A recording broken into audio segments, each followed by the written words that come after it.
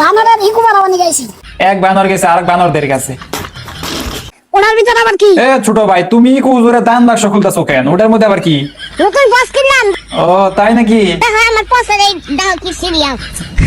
ও দেখি, তা কোনটা তোমার পস আর কোনটা গাছের মরা পাতা কিছুই তো বুঝতেছি না ছোট ভাই। তাহলে ছোট ভাই তোমার নতুন জুতা, সরি জুতা না তো আবার পস, তোমার নতুন পস গুলা দান বাক্স থেকে বাইর করে দেখি কেমন হয়েছে। ওই ল ছোট ভাই, তোমার পস তো পুরাই চমলক্ষ হয়েছে।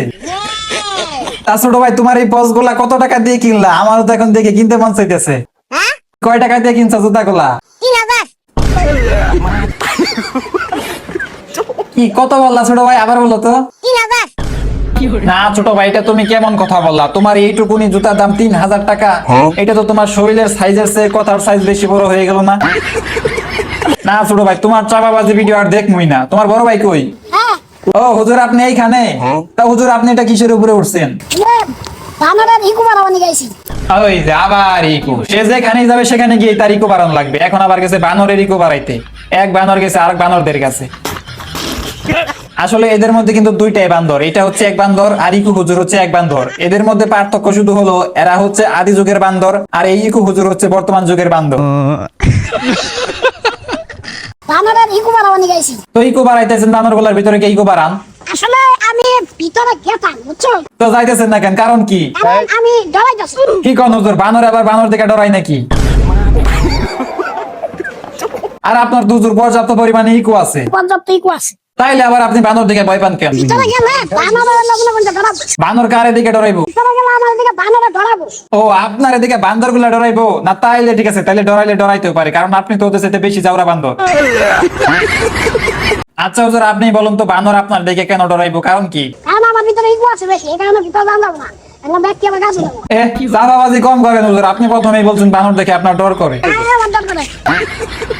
এখন আপনি কইতেছেন বানর গুলা আপনার ইকু দেখে ভয় পেয়ে গাছে উঠবো না? বানর কি জানে নাকি যে আপনার কি ইকু আছে না কচু আছে?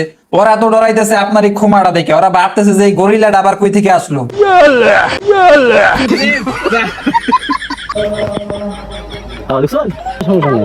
দেখেন হুজুর, সাবধানে খাওয়ায়েন। বানর আবার আপনার টুনটুনিতে না সরি আপনার ইকুতে খাবলা মেরেন আবার গাছে উঠে পড়ে। পরে দেখবেন আবার আপনার এই দশা হয়েছে।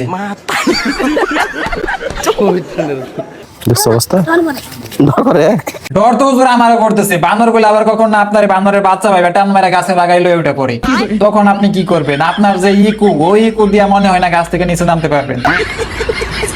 আমাদের ইকো বাসে তো গাড়ি চালানো যাইতেছে। হুজুর, বানর তো এত বড় গাড়ি চালাইতে পারবো না। বানরে আপনার ওই ট্যাবলেট টাইনা দেন না, ওইটা বানরে খুব সুন্দর বানাইবো। আর বানর ওইটা ভালো করে চালাইতেও পারবো। আর আপনার ওই ট্যাবলেট লইয়া বানরে মানুষের বানরের খেলাও দেখাইতে পারবো। সামনে আপনাদেরকে একটা খেলা দেখাবো। ওই দেখো, বানর খেলা দেখাইতে পারবে বলছি দেখে এখন সে নিজেই তার ট্যাবলেট নিয়ে খেলা দেখাইবো বলতেছে। দেখেন, আপনারা দেখতে থাকেন। আচ্ছা দেখি কি খেলাটা দেখেন আপনি। এই যে দেখেন, এই যে দেখেন কিভাবে বাউলি দিতে হয়। দেখছেন, তারে কি আমি শুধু শুধু পুংটা বলি? এই গাড়ি সে আবার বাউলিও মারে। কি পরিমাণ পুংটা, কোন জানি দেখবেন ধান খেতে গিয়ে পড়ে রয়েছে। ধান খেতে যাবো না, কারণ পর্যাপ্ত ইকো আছে বিদায় এই যে বাউলি দিলাম। না, তারে কিছু একটা বললেই তার শুধু ইকো আছে ইকো আছে। সে যদি একটা পাদও মারে দেখবেন তখন বলতেছে আমার পাদে পর্যাপ্ত পরিমাণে ইকো আছে। মানে এটা কোনো কথা? বিশ্বাস না করলে দেখেন হুজুর, আপনার পাদে কি পর্যাপ্ত ইকো আছে? পর্যাপ্ত ইকো আছে, এ নিয়ে কোনো সমস্যা নাই। দেখছেন, তার পাদেও পর্যাপ্ত পরিমাণে ইকো আছে। তোর মাথা নষ্ট। এই ইকো দিয়ে আর না জানি কি বের করবে সে। ইকোতে মোবাইল বাইরবো। মানে কেমন মোবাইল? মানে ইকো মোবাইল, আইফোন যাবে একটা ব্র্যান্ড। ইকো কিন্তু ব্র্যান্ড হয়ে গেছে। ও আচ্ছা, বুঝলাম। তাই ইকো ব্র্যান্ড দিয়ে আর কি কি বের করবেন আপনি হুজুর? ইকো পাঞ্জাবি বেরোবো। আচ্ছা, তারপরে? তারপরে মানুষ ডুপ্লেক্স বাড়ি করে না, করে। ওরা বাদ ইকো বাড়ি করবো।